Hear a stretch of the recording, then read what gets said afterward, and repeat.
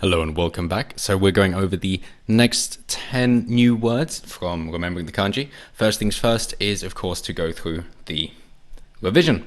So skip ahead if you just want to learn the new words. So oneself, I believe, was a drop above the eye. Yep. Span from horizon to horizon. Wonderful. Concave is, of course, a pictograph. 1,000 is a drop of tens. 100. I just remember being one more than the white year, and white being one less than 100. In is the snake mouth. 10 is, of course, just like the Roman numeral. 5 is one that you'll get used to.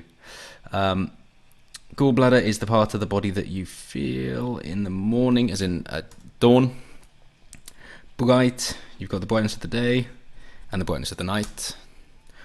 White, one less than 100. Olden times when you're 18.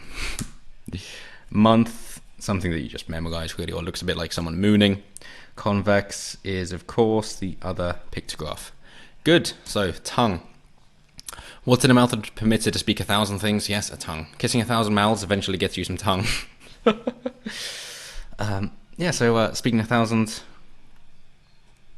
words. Obviously, we know 1,000 words is quite a good phrase. Picture paints 1,000 words, that kind of thing. So a tongue would say 1,000 things. Measuring box. 1,000 or 10. I need my measuring box. I can fit 1,000 needles into my measuring box, but only if I bend the 1,000. That's a nice way of saying it, isn't it? There we are. Rise up. So it's not get up or awake. It means rising, like the rising of a salary or a promotion. So you know that your salary has risen up when your measuring box has enough dollar bills in it to reach the sun. Not to be confused with the piggy bank that comes later, though. We measure the sun to decide when we should rise up out of bed, which it doesn't mean, so we'll go with the first one. There we are. Simple, simple. You know that your salary has risen up when your measuring box has enough dollar bills in it to reach the sun. Round, 9 plus a drop, rounds it off to 10. Super simple. Measurement. The decimal system uses drops of 10 as a measurement. Well, yes, it does. So you kind of got your 10 and you've got the dot in there. Glue 2 sticks together to make the best measurement. Fair enough, because the glue is the primitive. Specialty. Getting a bit complex now. After you've chosen your 10 fields of study, measure how good you are at each to find out your specialty. 10 brains glued together allows you to specialize in any specialty that you want. Imagine each brain having its own specialty.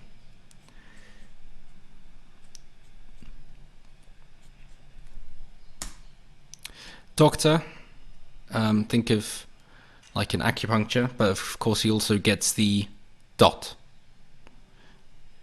for doctor, if you will. So same as before, but the dot there, and then we finish off measurement as well. Fortune telling, using a mouth as a divining rod. There we have the divining rod and the mouth underneath. A great number of people who do fortune telling are almost old. Because it just misses it out right there. Above, a magic wand standing above the floor, which will be similar to below, which I hope comes next.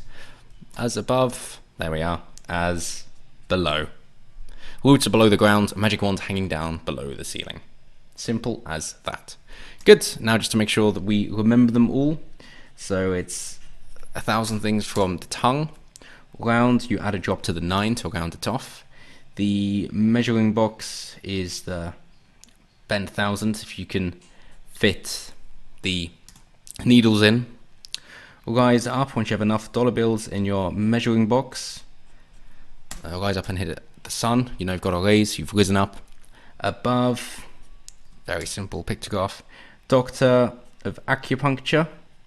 And of course we got the 10 brains that you've measured for your specialty. Fortune telling is almost old, but using a divining rod. That primitive top 2 strokes there is the divining rod, or magic wand, if you will. Measurement, 2 sticks glued together. Below, as above as below. Specialty, of course, you need to know your specialty. If you've got 10 brains glued together.